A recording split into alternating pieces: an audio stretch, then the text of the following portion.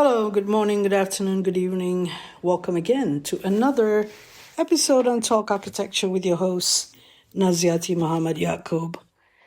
So this is like the second sequel. It's a sequel to the first one, which was Kevin Matlow's and Naziaty Muhammad Yaacob shared views on education. So the sequel is a review on the balanced educational model, which was an interview that I had earlier with Kevin Matlow. And this was from March 2025. So the balanced education model discussed by Kevin Matlow in my Talk Architecture podcast episodes, which is a two-part conversation from March 2025 with a teaser and follow-ups, represent Kevin's proposed alternative to dominant architectural education paradigms in Malaysia and beyond.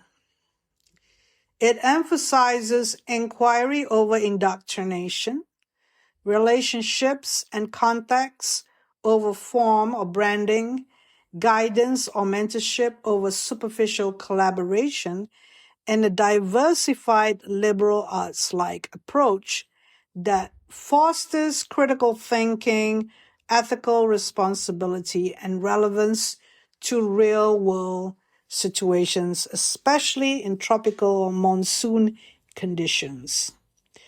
Direct verbatim quotes from the episodes are not widely transcribed in public sources, as podcasts are audio first, but episode descriptions, summaries, and related commentary from the podcast feed, YouTube, Buzzsprout, Spotify, and my own, Naziaty's own LinkedIn posts provide key excerpts and paraphrase statements attributed to Kevin Matlow. So what I want to say is that I will add in what is lacking with the review that is done by the internet.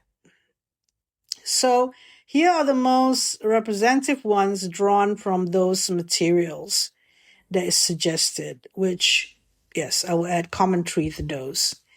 So here it says that the core quotes and key statements from Kevin Matlow via podcast episodes. Number 1, on the obsession with formalism and branding. Quote, the obsession with formalism and having an identity to build a brand, giving false confidence to a graduate. We have here two things. One is the graduate has gone through 3 years plus 2 years master's training, and the way that they have been taught and they learn is through formalism. What we are advocating is non-formalism. Rather than designing from outside in, we advocate designing from inside out, reflective of what Kevin Matlow said about how he does in practice and how aesthetic concerns, although important, is not his primary focus, although he would like it to be better. So, formalism is to do a lot with order, proportion, whatever nots, in terms of stylistic concerns with the form. So that's one point. So there is out there an obsession with that. And then the reputation thing about building reputation that is advocated in architecture education, curriculums, and how they taught in schools to have an identity to build a brand. So out there are influences that are advocating that's the way to go forward with being an architect or a designer to build a brand. So this thing is what the graduate feels that they have done well when they are in the thesis year, while tutors are saying, hey, wow, that's great.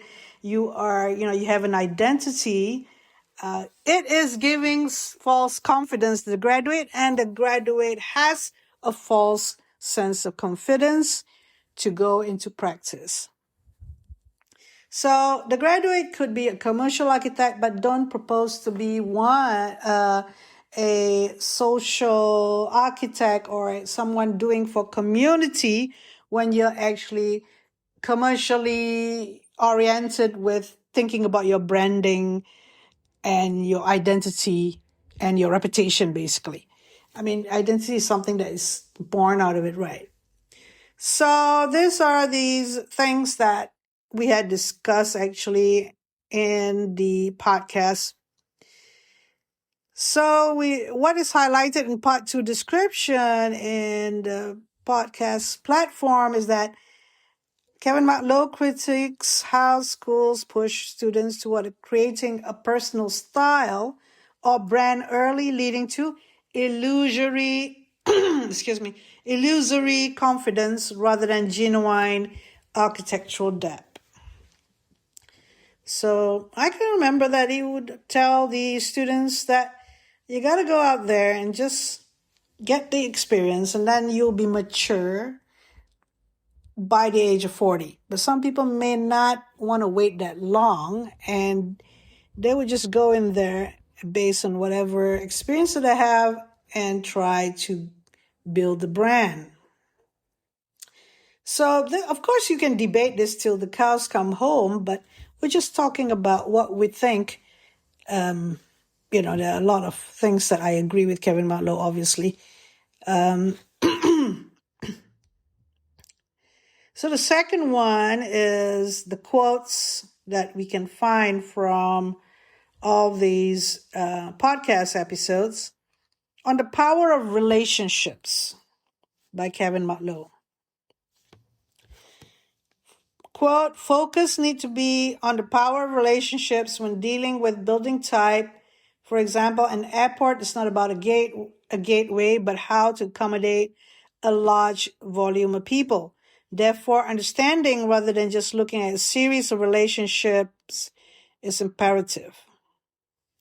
And we're looking at relationships.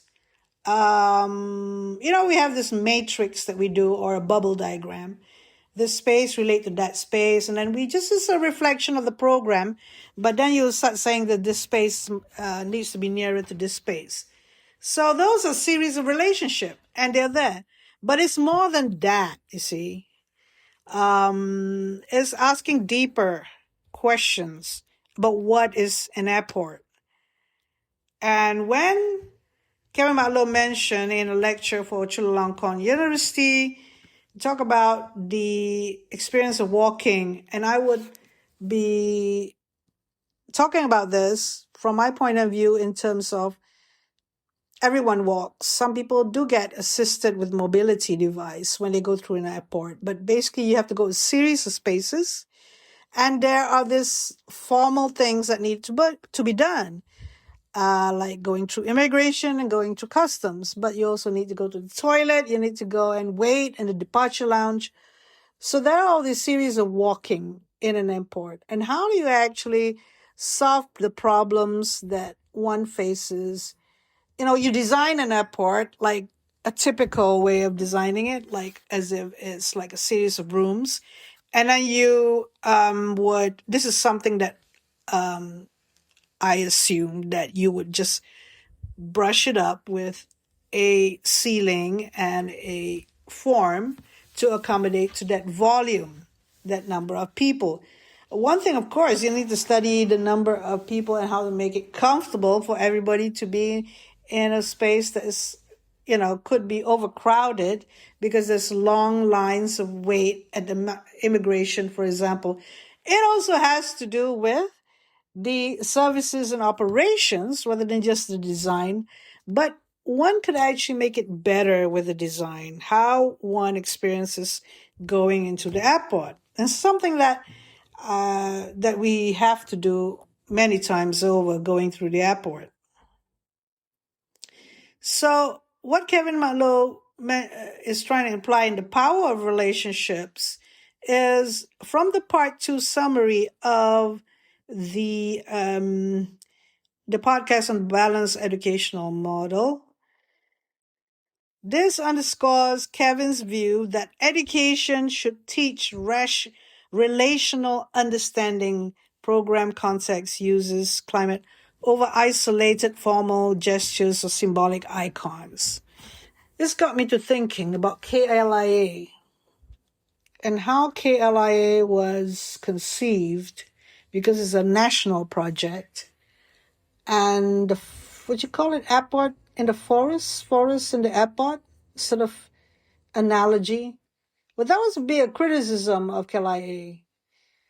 And I have a student, PhD candidate, who did a PhD on Kishore Kurokawa, by the way, in his work, but of course not focusing on KLIA. So we're talking about the airport and how Kishore Kurokawa would leave it to a point where when they took over designing the airport by the Malaysian architect and the government, to not destroy certain concepts. And that forest in the airport concept, which we know it to be those atriums or area where you can feel that you're in a forest. And also this is suggested by the ceiling or the structure of the roof. So we have that. But of course, we as a user of the airport, we have to go from the drop-off point, try to find the gate, trying to find the counter, trying to get our luggage checked in, and so on, is something that we need to rely on signages or the boards. And after the airport is small enough to configure how to get around at the beginning, and I get assistance from people at the disabled persons counters to take me around. We figured out where McDonald's is. We figured out where the restaurant or the restrooms are. The restrooms are not that well designed at the beginning, and it got whacked a lot. And for example, the disabled persons accessible restrooms, they had to renovate that a lot throughout the years, and they finally made it much better now. But at the beginning, there are a lot of teething problems, and also the very slow lift system that takes, it's not that long a wait, but it is not that efficient. So I see that I am critiquing KLIA and the airport. And I think being a gateway to Malaysia with a forest theme is not the focus of an airport, but needed to understand, rather than just looking at the series of relationship between the departure lounge and, the embarking area. And it's more than that. And I'm not even knowing about the servant spaces or the back room of the airport, how it operates and whether it works well. So it's not a really easy project to do, actually, doing an airport. But we get caught up in this gateway thing. In design thesis, if a student does an airport, this is basically what is usually the problem when people try to deal with it being a analogy of something like a gateway. Right. The third one on the quotes and key statement from Kevin Matlow is on guidance and mentorship for a balanced education model. Guidance rather than collaboration from a teacher-tutor, providing proper mentorship rather than influences, which are not guides to develop a critical designer, thinker, or teacher is needed. Now, right here, right now, at this point, is what I would like to talk about, how I approach teaching a studio with Kevin Matlow. I do not beat around the bush when I say that Kevin Matlow, at certain point when we were collaborating from 2015 onwards, 2017, 2018, 2019 and 2020, he leads the studio. In terms of its concept, as a full-time academic, I'll make it work. I'll make the program work, get the students day to day, week to week, how they need to be focusing on. We are experienced enough to make it work. And I would say that we have had a series of interviews with the students in this podcast since 2020. So you can listen to those podcasts, from the students that benefited from that type of studio, which is context specificity. At first, we did not get it right exactly, but later on, it became much more, shall I say, well run and a better experience for the students. So it is a teamwork, and you need to know your role and what you're good at. So, as I said before, in my blog, there are three type of people or roles: the coach, the consultant, and the expert. So an expert could be anyone, someone who teaches acoustics when it's needed for special studies, or someone who teaches sustainability or whatever, or roof design or something like that. But the consultant is consistently Kevin Matlow and the part-time lecturers. And the coach is myself. And another part-time lecturer may not necessarily be Kevin, because Kevin comes in with an approach, with a line of inquiry, because there's not much time. You're going to be talking to many students at once, or you go through them quickly.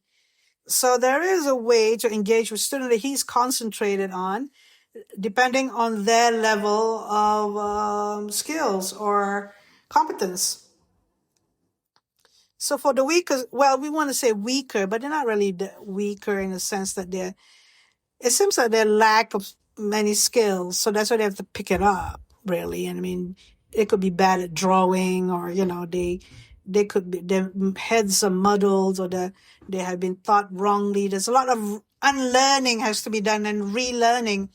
For some students, we can see that they've been taught the wrong way, and they're just struggling. And there's some students who actually pick things up fairly quickly, and they're very competent, and they produce lots of drawings. And every single week, there's always lots of drawings and lots of thoughts and concentration on their work.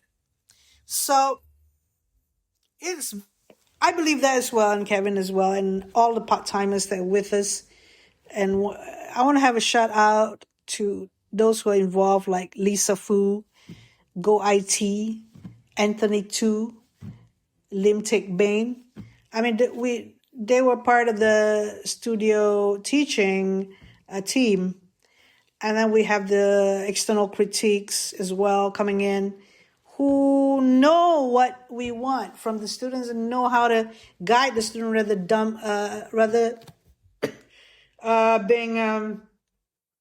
they can voice their own opinion and have debates. It's not brown nosing. It's just they come with an approach themselves, which is we respect them and how they want. And the end goal is to get the student to actually benefit from the discussion. It's not about them; it's about the student. You see, so that is what guidance and mentorship is about. So part 2, there is a key point where Kevin Matlow argues tutors must guide structuredly to build critical thinkers, not act as vague collaborators or influencers without direction. Yes, I did mistakenly use the word collaboration. And Kevin pointed out that's not the right word. We teach, we guide. And structuredly is what he said. And those people who come in, those part-time critiques, like Amna Emir, Chris Wong, BC Ang Wing Xia, they come in with a structured way of critique to help the student. And day in, day out, like international ones like Chia Kok Soon and Shubra, they come in to and they know they're direct to the point, and in 1 or 2 minutes they get their point across. They didn't have to waffle on and on. They don't have to they're structured, and I just facilitate these things. I remember just picking those points and then writing them down. And when I see the students one to one on a desk grid, because I'm the one that will see all of them, but not necessarily all of them will see Kevin Matlow. So I will be asking them again what was suggested during the crit. So what Kevin has and the other external critics who are architects practicing out there is that body of knowledge or experience that they have from practice. And then all of them are similar to what Kevin is, in a way that using their knowledge to come and give something to the table for the student to learn. That's perfect, because they're, it's not like when Kevin said in the Chulalongkorn University talk that some external critique come to learn from the student, find out ideas so that they can use in practice. That's entirely a wrong thing. That's not a mentorship. And, it doesn't serve any purpose for us to invite that sort of architects. So I have heard of that a lot of time. Some of them said, "Oh, you're learning from the students." Okay, it doesn't do good to what we see of them. So now we come to the fourth point, which is a broader critique of current systems. In related episodes and summaries linking to first principles discussion, Kevin's philosophy ties to the model. Schools of architecture are teaching students to be a successful designer, not architect. There is a difference. So this comes from related leadership education episode. Yes, I'm in the business of educating architects, not designers. Because there's a difference, obviously, and you have to be skilled, and your education has to be complete. Some become designers, some become batik, shall we say, artists or other artists, or filmmaking, photographer or contractor, whatever. And interior designers, there's a lot of it. So fine, they come out of it, but when we teach them is to be an architect, not a designer. So this is a critique on current systems. There's another point. Emphasis on radical or critical questioning and identifying problems. Details as a resolver of relationships. Embracing imperfection, time, aging, and decay. And primacy of context specificities. A call to balanced education drawn from my analysis of Kevin's approach in First Principles episodes, which feed into the balance model. Yes, I'm becoming more aware. I mean, I was aware before, but this is much more because I'm preparing to write this. This is what we want to search in a student's work, whether they critically question their work, the topic of the design thesis, for example, whether they identify the design problems in the master plan, right down to the detail design. And when they produce details, they are actually understanding of the relationships. And it's relationships not just between the joints of one construction member to another, is about people as well, the relationship of people to the space, and a lot of relationships going on there. And then we're going into the primacy of context specificities and going deeply into what happens to the material that you use, the construction that you use, and what you want what you want to happen, and all these things in detail. Everything is related to each other here.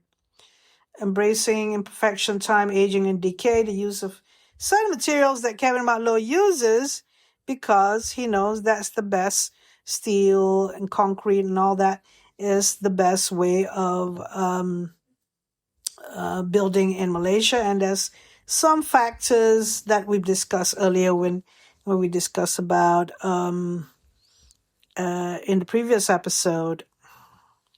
Now I gotta go quickly to the last one, which is number 5 on diversified education and first principles. From connected episodes, designing from first principles addendum, Kevin didn't start with let's make a modern tropical house or copy regional precedents. He decomposed the basics. Human thermal comfort, monsoon rain, local materials. The building should enhance its context rather than stand as an object. So this exemplifies the balanced shift toward physics, biology, principles for content, advocating diversified liberal arts education to provide deeper grounding. What I meant by liberal arts education is the spirit of it, where we read, we learn from different disciplines. And by learning from different disciplines, because like a design thesis project, inevitably you're doing architecture, but maybe you're also doing an economic model like a market or a street market, a sports center. You'll be learning about sports or rehabilitation. So there is this diversified sort of education going on in a design thesis. But if you're not ready for it, and you never actually got acquainted to this sort of education in the first year, second year, or even the third year, last chance, saloon, it'll be a shock to your system when you arrive for the design thesis part. So, yeah. So that's how we create a much more diversified learning experience. So the context from the episode, part 1, which is the balance, is particularly to those podcast episode on the balance education model. The first part in March 2025 introduces the model's foundation, critiquing Greek Beaux-Arts influences and Malaysian adaptations that prioritize form over inquiry. The second part, in March 18, 2025, focuses on conclusions, obsession with formalism, identity, relationships, a need to have a relationship over symbols, proper mentorship, and move beyond false confidence.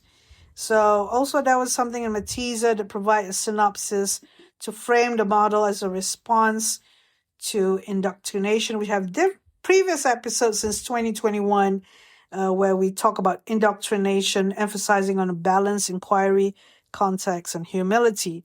So in the later expos on failure in teaching, I did touch on that, first principles with Safari Roof House.